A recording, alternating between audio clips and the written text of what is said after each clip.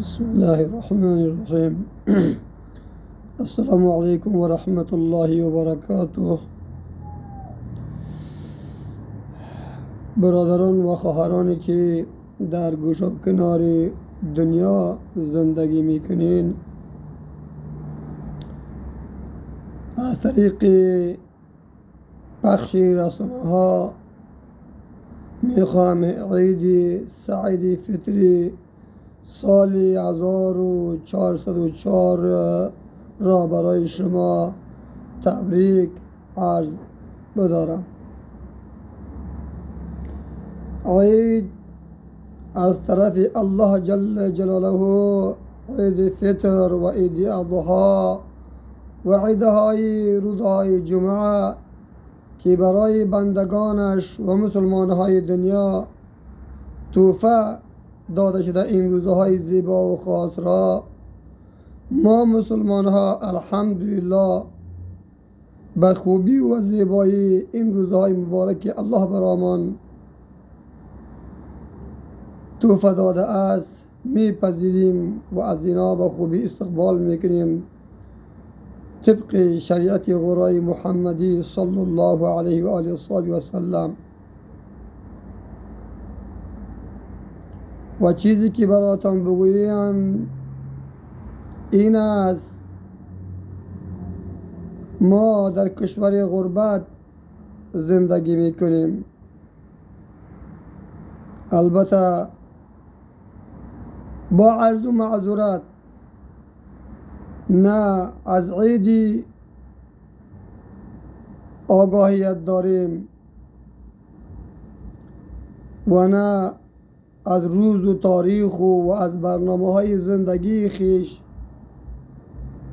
الله را شکرگزار هستیم که چون الله جل جلاله بر ما صحت کامل نصیب کرده است، یعنی ناشکری نعمت های الله را نمی کنیم، چون که همش مصروف کار و زندگی. در روزهای عید هم لباس کار در تن ما است، در روزهای جمعه هم لباس کار در تن ما است، شب هم مصروف کاریم و روز هم مصروف کاریم.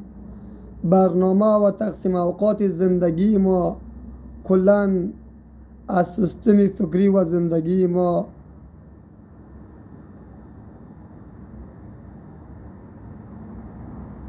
برکنار شده است.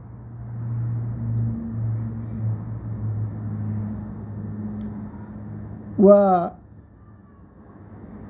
عید را زمان ما به خوبی و زیبایی تجلیل میگیریم که الله جل جلاله بالای ما رحم بکند و ما برگردیم به کشور زیبا و سرزمین زیبای خود که اونجا با آرامش کامل و با خاطرات جمع زندگی روزمره خود را پیش ببریم و عیدهایی که از طرف الله جل جلاله بر ما تحفه داده شده است به لطف و کرمش آنها را به خوبی و زیبایی تجلیل بگیریم و روزهای جمعه را به زیبایی تجلیل بگیریم و سپری بکنیم و نمازهای جمعه مبارک را بریم با مسجدهای جامی با جماعت عطا بکنیم و از خویش و خویشاوندان خود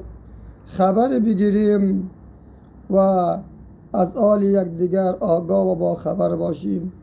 اون زمان عید ما در صورت کامل و زیبایی تجلیل می‌یابد.